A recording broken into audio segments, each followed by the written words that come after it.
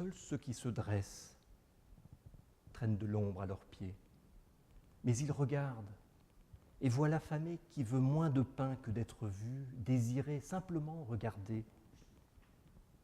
Seuls ceux qui vieillissent avancent et peuvent un peu la lumière et la regardent.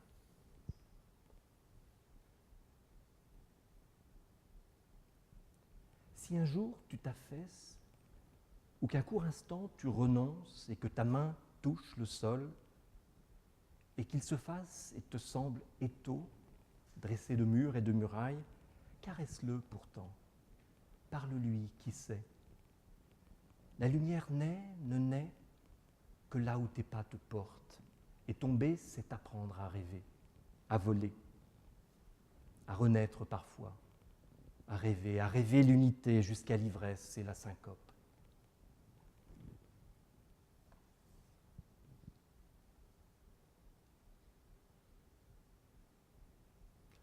Imposer le silence au rocher, à la mer qui l'accapare, à la marée qui s'en mêle, pas toujours à bon escient. Imposer le silence, sinon comment savoir ce qu'ils dansent et faire avec eux le pas, les pas qu'ils nous doivent.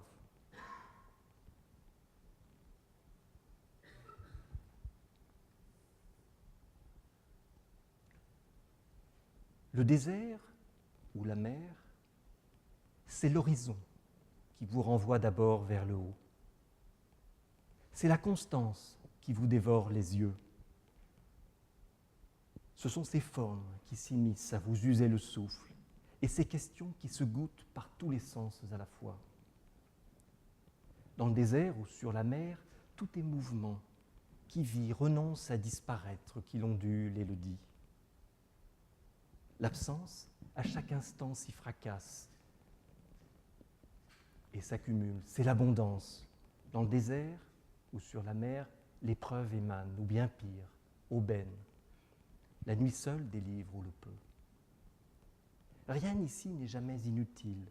Chaque souffle et chaque rai exerce, a du sens.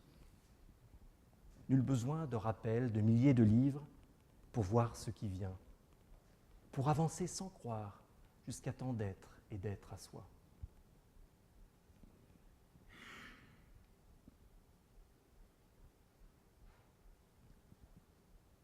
Je voudrais que mes mots sentent la chair, la sueur, les mains qui savent et le tumulte des hommes. Je voudrais qu'ils sentent le cep de vigne et l'olivier, Bolène et la pierre, la lauze, le schiste, du bleu, du rose, des murs, et devant l'or des ajoncs, des genêts à genoux et le vent qui s'essouffle.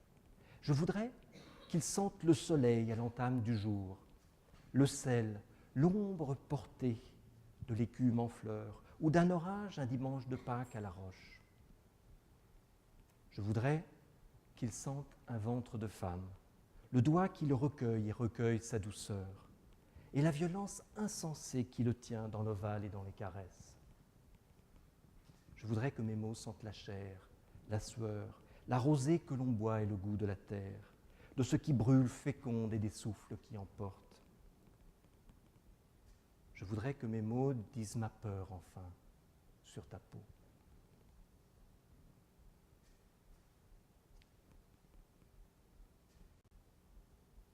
J'ai tant de foule en moi qui erre, tant de lumière et d'ivresse d'ombres irrésolues, d'attentes fragiles, à redire, des mots ouverts, à dévaler, à encore accorder.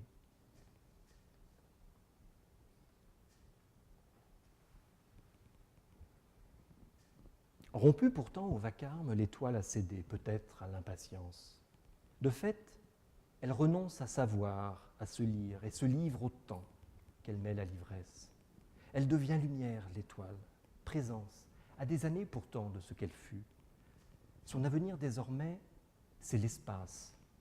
Mais elle apprend, l'étoile. Elle apprend.